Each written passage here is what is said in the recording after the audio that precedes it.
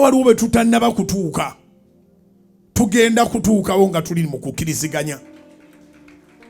Era Bayibuli egamba Matayo 18:20 nti oba bannammwe ababiri oba basatu we bakuŋŋaanira nga bakuŋŋaanye mu linnya lye abeera mu makkati gaabwe.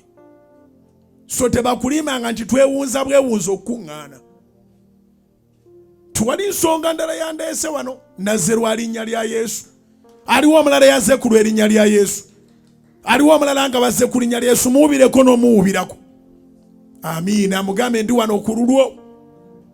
So when we gather in his name, Matthew 18:20, the Bible says that he is always in our midst. He is present. Ate Yesu okimanyi wabeera ebizibu biba bigenze.